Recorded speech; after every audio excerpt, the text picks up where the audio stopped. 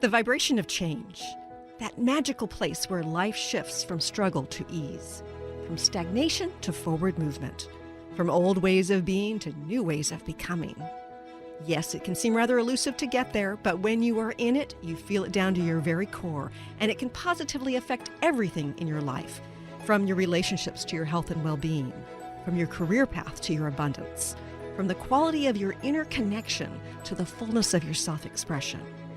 Here on the Christine Upchurch Show, we explore ways to get into that vibration of change with experts in the fields of consciousness, psychology, spirituality, health, healing, and science. Are you ready to step into your vibration of change? Welcome back. For those of you who are listening on the AM station, you would be hearing Michael Tomlinson. He is a fabulous musician, very conscious man. You can find his music at michaeltomlinson.com. All right, we have a guest now. I'm so grateful she's here. Her name is Marina Seren. She's an international speaker. She's an extraterrestrial contactee, a multidimensional channeler, and an ET artist. And she's very young, and yet she's got deep wisdom because of her connection.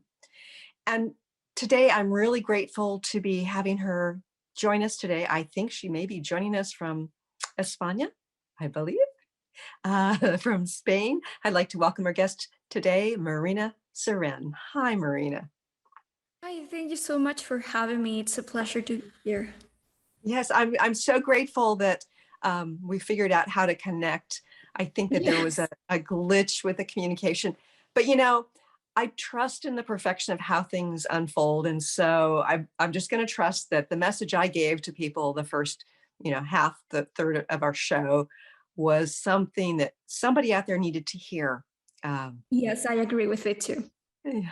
So I'm really fascinated by your story. Tell us a little bit about your awakening. Sure. When I started my awakening, I was about 15 years old and I was in high school. And I actually experienced a really strong Kundalini awakening. I was initially interested in sciences, specifically in quantum science, quantum physics.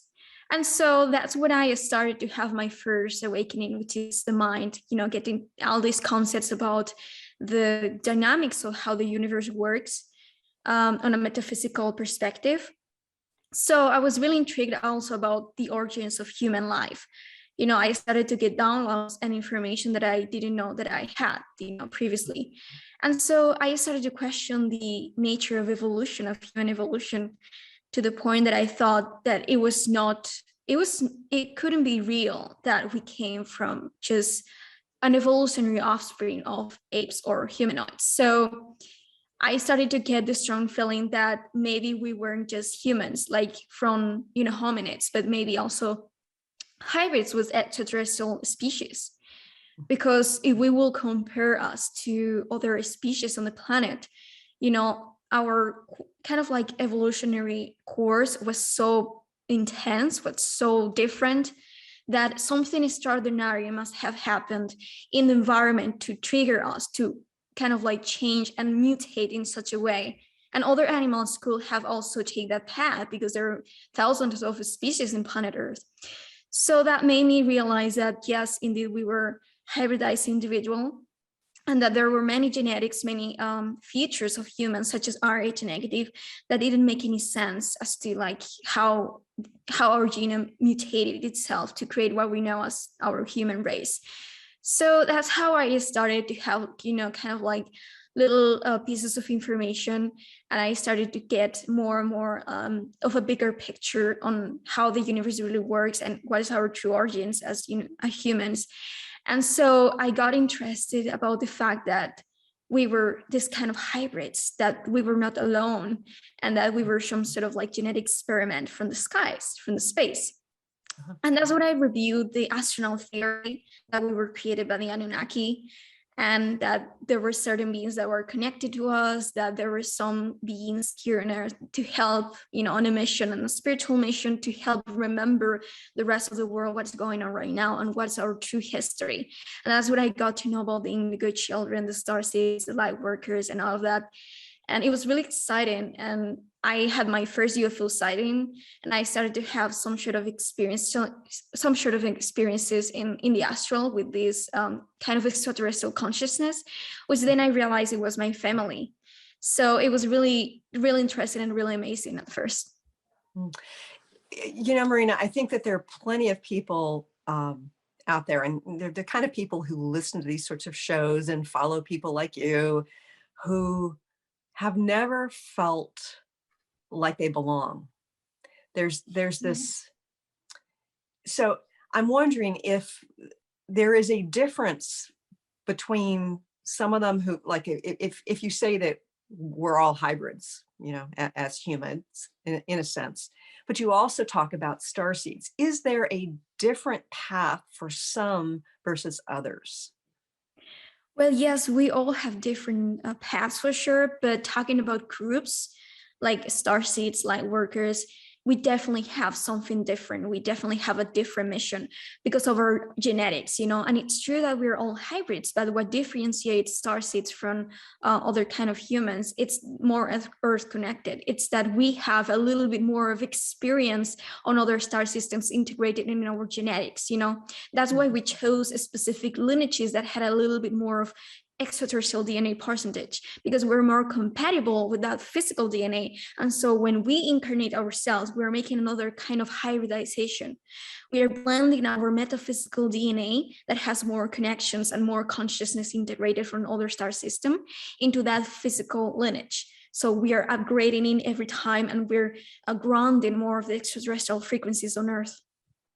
So when you talk about those other layers of DNA, I have heard, and then I haven't seen any proof of it, in the 3D realm, but I've heard that we've got the 3D version of DNA, but then there are energetic strands as well. So are you talking about integrating more of those energetic strands into the physical body? Yes, exactly. Okay. It's integrating that hybridization between the metaphysical soul DNA and the physical third dimensional DNA. Mhm. So I know that you had a significant awakening, and you've gotten this information, but how does the person have a good sense about whether or not they are starseeds? Well, the first sign is that you feel excited about it, because that's actually tells you that you're connected to it, that you are part of this, because otherwise you wouldn't be excited about it. And I have talked about the starseed to many other people, and they don't have a feeling. It doesn't make them kind of like create any sort of emotional reaction inside of them. So the fact that somebody could be attracted to this idea or excited or interested might be like a sign telling them you are this. Mm-hmm. It's funny because one of the phrases that's come out of my mouth probably 1,000 times at least over the years is, this planet is so dense, which to me, it's like when we experience this heaviness from the collective, from the belief systems, from the behavior, to me, that is also a sign that our true nature, where we come from, that we're really connected to, or we're more aware of, it's discordant with what we're experiencing on Earth. Yeah, 100% agree. The Earth is now really interesting because we are able to experience so much polarity consciousness that it kind of like makes you to grow yourself, to be a master of your own, to be really empower yourself. So many people have observed this moment as a really exciting time for transformation, and many others as an opportunity to transform and their own polarity consciousness that they were exploring in other star systems, such as Orion. That was also a really devastating star system. I'm not aware of that. So what information do you have about that? Well, in Orion, there was a lot of tyranny that we have experiencing now, a lot of really similar dynamics that we're going on, that we're exploring here, and many similar ideas. So basically, the Anunnaki, which are the creators of the human race, were involved in many of these negative narratives in or the Orion constellation. And there were many wars in which many lineages around the galaxy were involved in these, warlike tendencies and stories and experiences. So there was a lot of suffering, there was a lot of fear, there was a lot of polarity, as I was saying, like in Earth. So like what happened is that many of those souls, instead of getting recycled into that star system, as we have Orion DNA ourselves, they observe like humanity and the Earth consciousness as an opportunity for them to reincarnate because they're compatible, and then have a little bit more of a system. Because what makes Earth so attractive to those souls is that as we have been hybridized by more than just one species, like, not just the Orion people or the Anunnaki, the proto-sapiens that are called, also the hyper-sapiens, which is the Sirian, the Andromeda, and the Pleiadians, that have a lot of Christ consciousness embedded in their DNA, not some of like the fallen angel, but the Christ consciousness. That helps balance the DNA, those negative karmic aspects of their DNA. So they will, if they incarnate as humans, they will have more assistance from their side. So you're referring to what we say in English, Christ consciousness, correct? Yes. Yes, yes. And it's interesting because I felt like that's what I've been interacting with for many years now. And over the last 6 to 9 months, I've found myself saying that phrase repeatedly and feeling the energetic shift. It's kind of like this tingly empowerment. So I'm wondering if there are people who are waking up to this shift, but waking up through their connection to Christ consciousness. Yes, definitely. That's what actually is going on right now. Our DNA is carbon-based, which is not crystalline. And so in these times of transformation, the more that we awaken more of our true nature as light beings, as love beings of compassion and unity, we are shifting from a carbon-based DNA structure to a silica-based, which is more of a crystalline structure. So crystalline is basically a kind of like similar word to Christ consciousness, Christ. That's why there's many times when we hear about crystalline aura, we are also referring to the idea of Christ consciousness and Christ energies. So what does that mean in terms of our physicality with that transformation more towards the crystalline energy? Well, it means that since our genetic structure will be more crystalline, our vibration, our particles could be able to vibrate faster. And the more faster that you vibrate, more like that you are integrated in the moment, that you're embracing in your physical expression in the moment. So more of the light on higher aspects of yourself, that you will be grounded back to the lower aspect of yourself, which is the physical. So in a sense, this is, I think you're basically underscoring what I've been saying to people for a long time. It's like we went through this stage where it was about connecting with that higher frequency vibration and but now we're being required to bring that into the physical body, which is a whole different experience. So is that process part of what is illuminating both the individual shadow and the collective shadow? Yes, exactly. By integrating our shadows and doing shadow work is when we are able to shine more of the light, because the light actually needs a dark space to shine in. Just as in the universe, there is dark energy, dark matter, like being the space for the suns and the stars to shine in. That's the same process. We need to integrate that shadow so that we have more space to put our light to shine in brighter. That makes perfect sense. So from my perspective, the tyranny that you talked about is very evident today. And I'm fascinated by many people who've been in the consciousness community who aren't seeing the same thing that others are seeing. they view the tyranny differently. They view the tyranny as, oh, individuals aren't getting with the collective program and helping the community. Whereas there's some who are saying, wait a minute, this narrative about helping the collective by taking certain actions within the physical realm that I'm not going to say so we don't get kicked off of YouTube, that is what is in the best and highest good. But there's some who are saying, wait a minute, that's actually, although they are espousing that that's good for unity, it's actually the tyranny taking over. What's your perspective on that?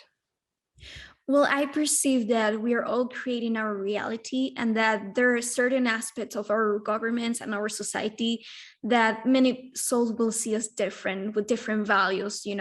I think that besides that relativity, we are all getting in contact with that holistic negative forms of oppression, and suppression. So I think we're all awakening also in awareness to that aspect of ourselves, in a sense, of our collective, and that we may have different ways to deal with it or interpret it, but we're all awakening to that, and we're all deciding that we're tired of that. We're going to take a quick break and see if we can fix this connection.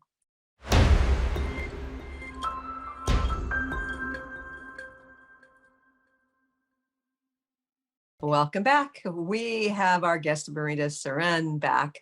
And Marina, you say that you've been a contactee. What does that mean? Well, it means that you're getting touched with higher aspects of yourself that are expressing themselves in us different kind of consciousness, which is other, part of other star systems. Because when we have extraterrestrial consciousness, we're just not creating like interaction with other beings that are just different species. It's aspects of our own consciousness many times, because right here on Earth, many of those expressions of our oversouls are deciding to participate in our assistance to Earth, to their transformational times of Earth. So most of them are kind of like family or other expressions of ourself. So you're saying that we've got some heavy duty help underway right now. Is that correct? Yes, definitely. Yeah.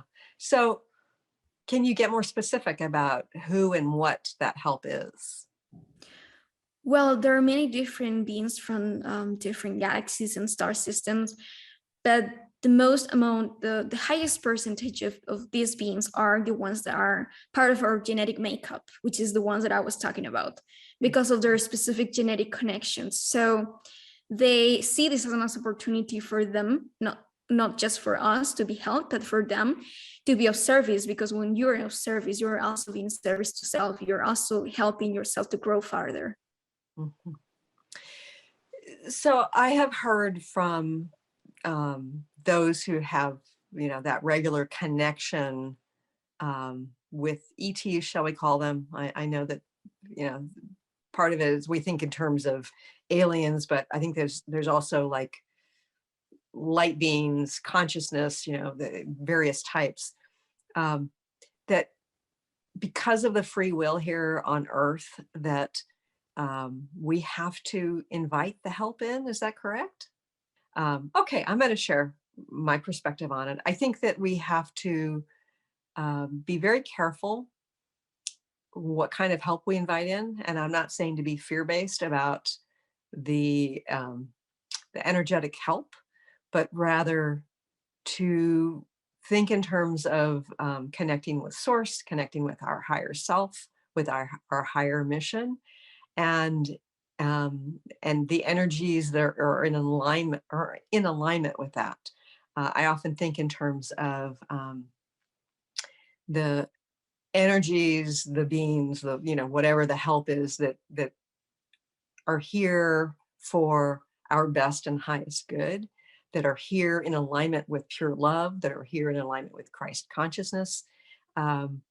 Not to be afraid of the others, because I think that fear gets us to this place of a very contracting energy. It disconnects us from that source.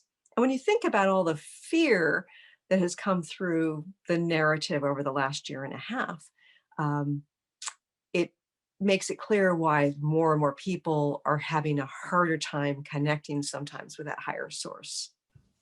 I was just sharing my perspective on asking for help. Yes.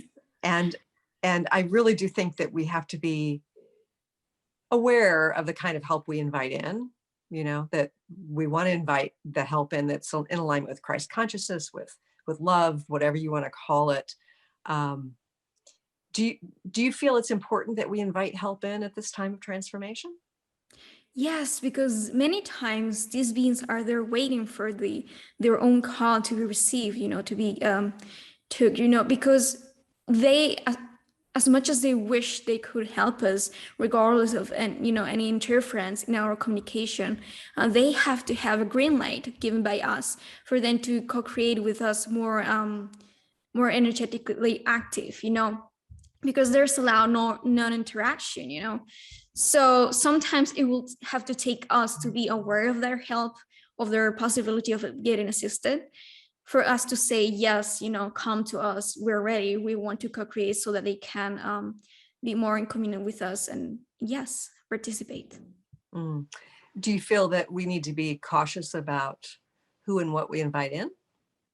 Yeah, definitely. There's a lot that we have to take in. We have to develop a lot of discernment, because of course there are other beings that doesn't want the best for us and will try to take advantage of our not ability to see what's going on the other side. Mm-hmm.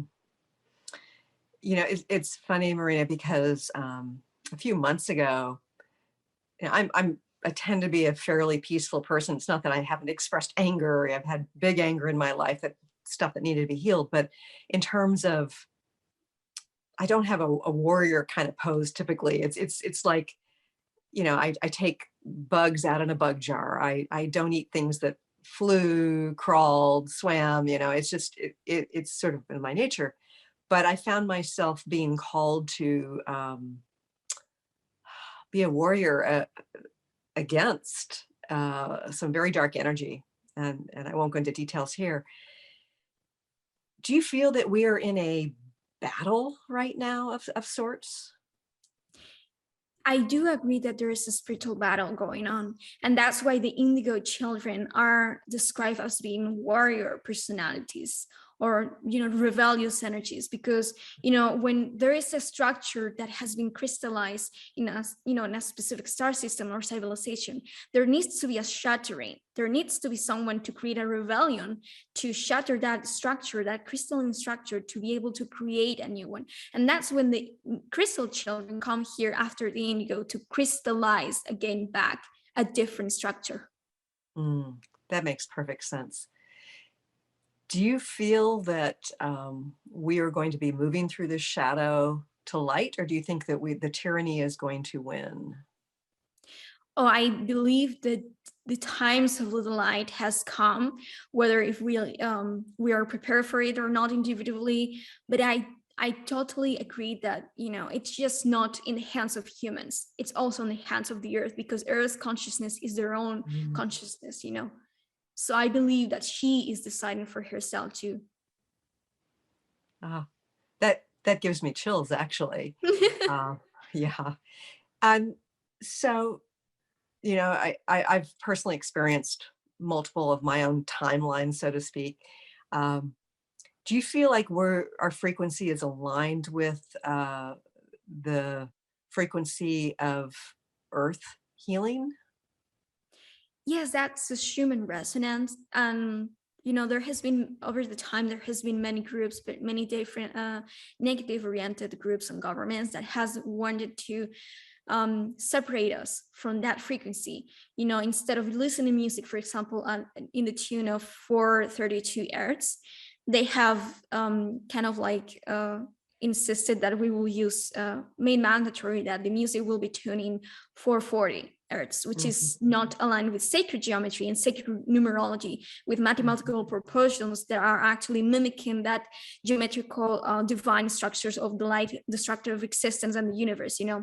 So yes, over the time there has been a lot of sabotage, but those frequencies are available for us to tune in and to be able to heal our bodies, because everything is frequency and everything is vibration. So Yeah.